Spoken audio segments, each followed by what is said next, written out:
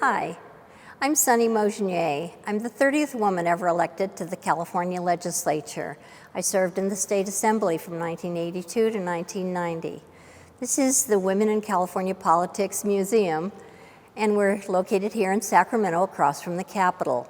I hope you'll have the time to come and visit us, and I hope to see you soon. Because that's what this is. This is a legacy. This is the history of the state of California and what the women of this state did. That's what I want people to know. I cared. I still care. And I'm passionate about how I care. And I'll probably be doing this till I die. I don't know. That's in God's hands. The museum started because I started looking to see if I had done anything any good when I was in the legislature. I served in the legislature from 1982 to 1990. And so I went to try to see what information they had on me. And the archives had nothing.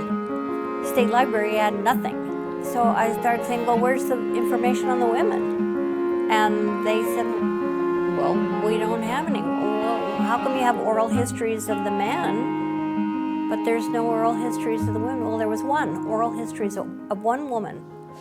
And I said, that's just not right. Why are you not collecting the history of the women? And that's when I started looking into what was going on with the women's history.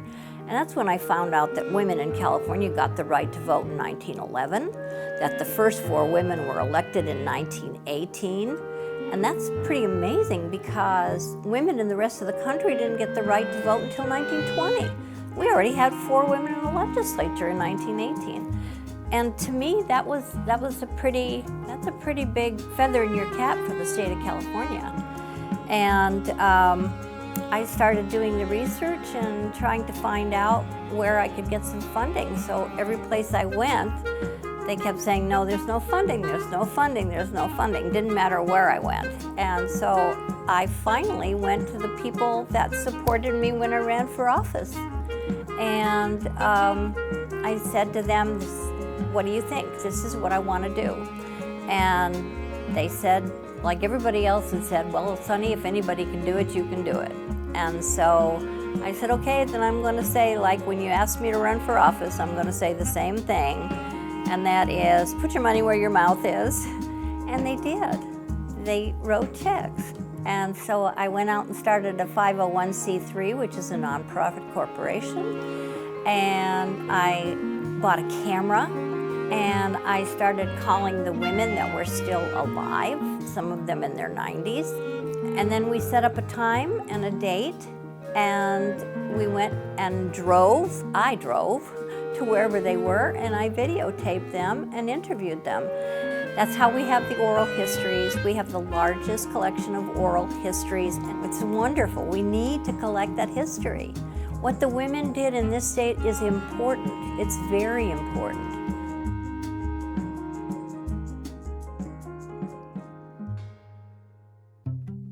So when these women tell their stories and what they had to go through to get legislation passed, and we were talking about things in the museum.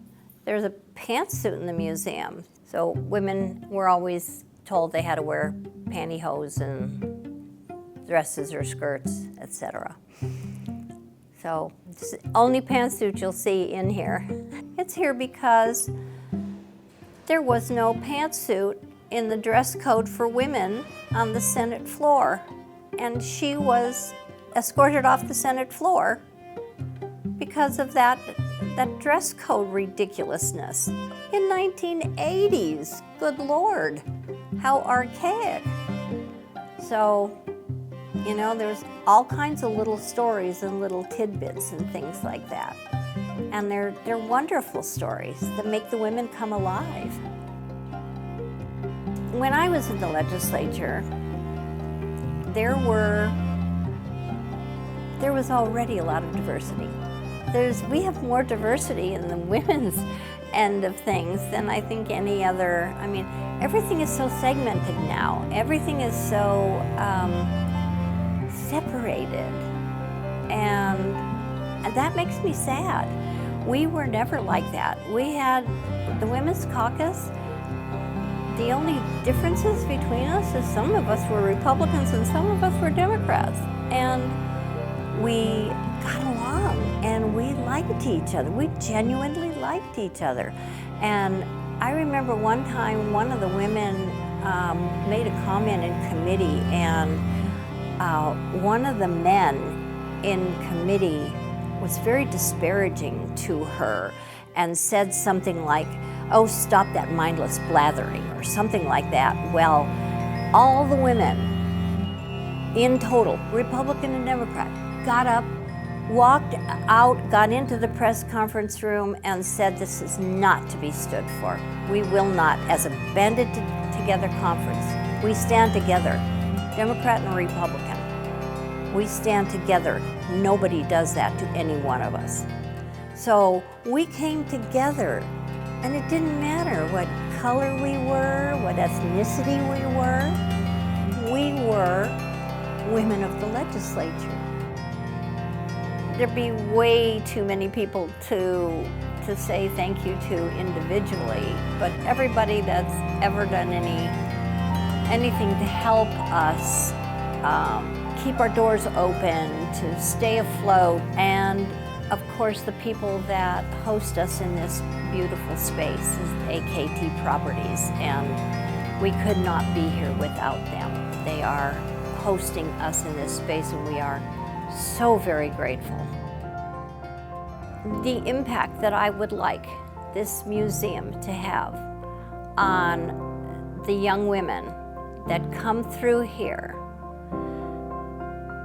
is that I would like them to see what the women have done previously that came before them and know that they can do the same thing. That any one of you, any one of us can do the same thing. I think what I want people to know is that I absolutely love what I'm doing. It's important to me what's left behind and to leave the place a better place for my children. I've got children, and now I've got grandchildren, and now I've got great-grandchildren. That's important to me. I made a commitment to these women that I would collect their history and I would do the best that I could do to display it, and I have fulfilled that commitment. So with that, it makes my heart sing, and that's all I could ask. That's all I could ask. It's important that my kids have a chance. It's important to me that you guys have a chance. I hope they will be inspired by the magnitude of what these women have brought to the state of California. Every one of them in a different way.